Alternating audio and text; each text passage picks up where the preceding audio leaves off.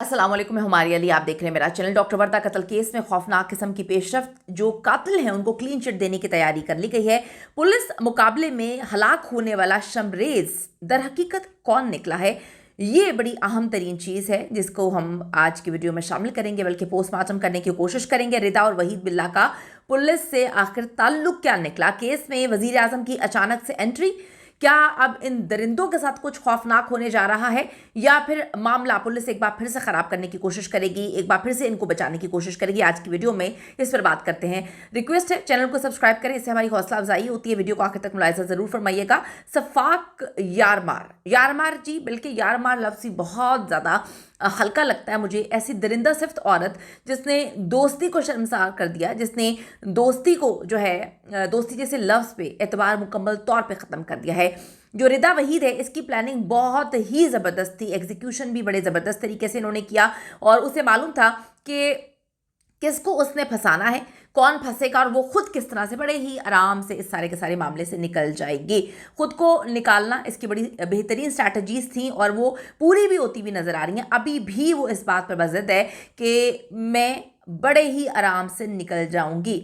लेकिन मैं आपको बताऊं कि आप जितनी मर्जी प्लानिंग कर लें, अल्लाह की प्लानिंग इतनी बेहतरीन होती है कि आपकी प्लानिंग, यकीन करें कि वो खड़ी की खड़ी रह जाती है। आप जितने मर्जी बड़े प्लानर बने, अल्लाह इज़ द बेस्ट प्लानर। अब जी, रिदा तो पहले दिन से ही पुलिस को जो है दे दिलाकर निकल गई। उसको पता है कि पाकिस्तान की पुलिस को किस तरह से हैंडल करना है, आराम से निकल गई थी। लेकिन अब प्राइम मिनिस्टर साहब जो हैं, शहबाज शरीफ साहब, खुद इस मामले में कूद पड़े हैं और उनका आना एक बड़ी पॉजिटिव चीज़ इस वजह से कहूँगी मैं, क्योंकि आप ये देखें कि एक तरफ तो ये दरिंदा सिफ्त खातून अपने साथ लोगों को मिलाकर डॉक्टर वर्दा को कत्ल भी कर देती है।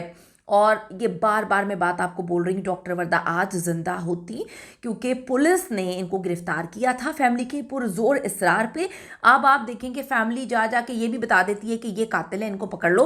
पुलिस की हर धर्मी का आप अंदाज़ा लगाएं कि पुलिस वो भी नहीं करती। मतलब इतने भी इंसान को जो है वो बेशरम नहीं होना चाहिए। यहाँ पे बेशरम लफ्ज़ बिल्कुल सही है। और भी बड़ा कुछ बोलना चाहती हूँ, लेकिन क्या करूँ कि फिर जो है ज़ुबान को कंट्रोल करना पड़ता है।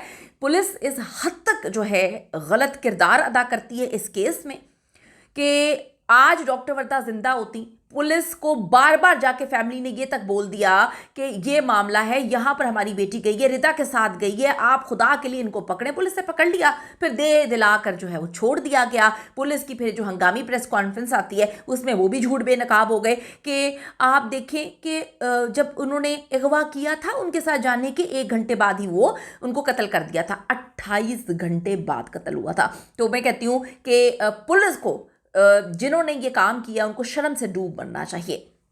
शहबाज शरीफ साहब आ गए हैं इस केस में। ताज़ा तरीन इन्फॉर्मेशन के मुताबिक वज़ीर आज़म शहबाज शरीफ खुद डॉक्टर वर्दा के घर पहुंच रहे हैं और रिदा और उसका जो शौहर है वहीद बिल्ला, इसका शमरेज को कुर्बानी का बकरा बनाना भी हमें नाकाम होता हुआ इस वक्त नजर आ रहा है। डॉक्टर वर्दा कत्ल केस में मफरूर मुलजिम, जिसको गुज़िश्ता दिनों पुलिस मुकाबले में मारा गया था, उसकी असल कहानी क्या है?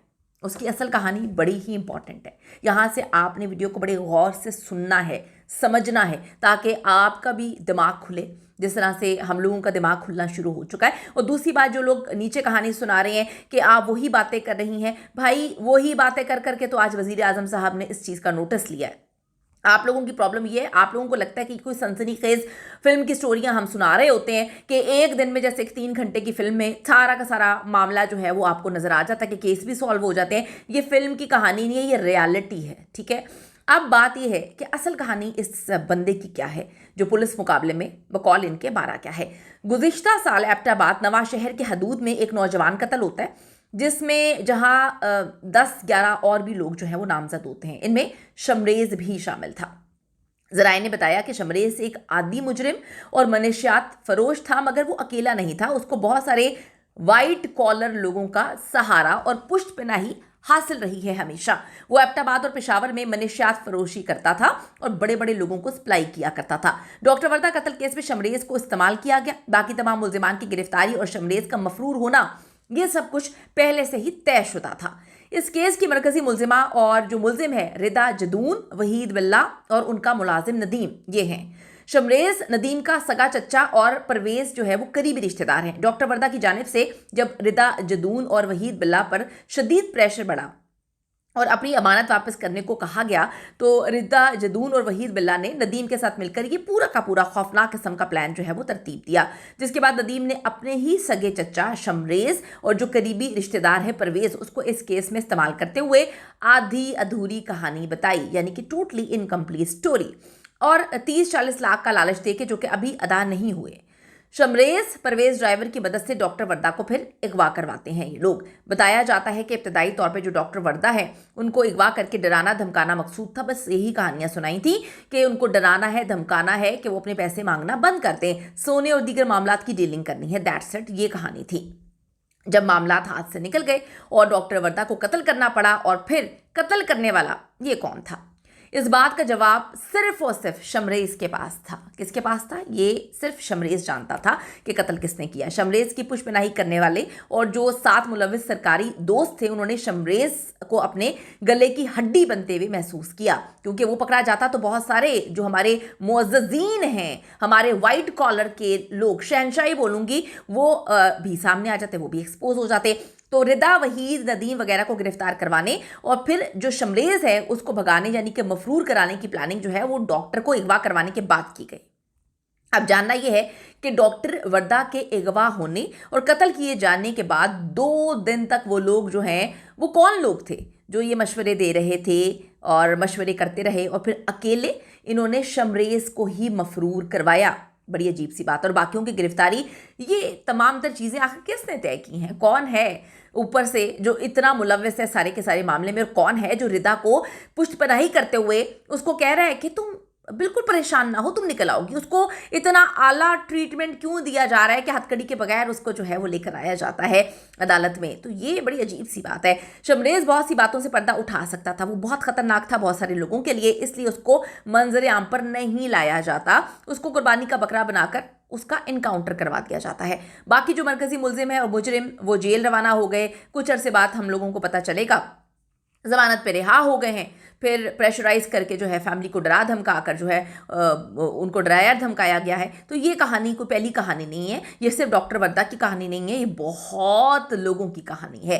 प्लान तो यही था, लेकिन सियासी नंबर टांगने के चक्कर में जो KPK में एंट्री होती है वो है वज़ीर आज़म साहब की। ये बड़ी इंपॉर्टेंट है। केस पुलिस के हाथ से निकल जाता है, फिर GIT के हवाले किया जाता है, और अब मज़ीद ये है कि मामलात काफ़ी ऊपर तक जा चुके हैं और उम्मीद की जाती है कि डॉक्टर वर्दा के जो असल कातिल है उसको सज़ा मिलेगी। तो आवाज़ उठाते रहें जी डॉक्टर वर्दा के लिए, डॉक्टर वर्दा जैसे बहुत सारे लोगों के लिए। और मैं सिर्फ आखिर में ये बात बोलूँगी, आजकल एतबार का दौर नहीं है, शायद आप अपने साए पे भी एतबार नहीं कर सकते, इतना गंदा गलीज दौर आ चुका है। आप कहें कि आप अमानतन किसी के पास इतनी महंगी चीज़ें रखवा रहे हैं, यहाँ पर तो लोग कुरान की झूठी कस्में उठा लेते हैं, यहाँ पे तो लोग अपने बच्चों की झूठी कस्में उठा लेते हैं, यहाँ पे तो लोग अल्लाह रसूल की झूठी कस्में उठा लेते हैं। तो आप किस पर एतबार करेंगे? आप किसी पर एतबार नहीं कर सकते। ये जो बातें हुई हैं कि अमानतन, कौन सी अमानत, कौन सी चीज़ें?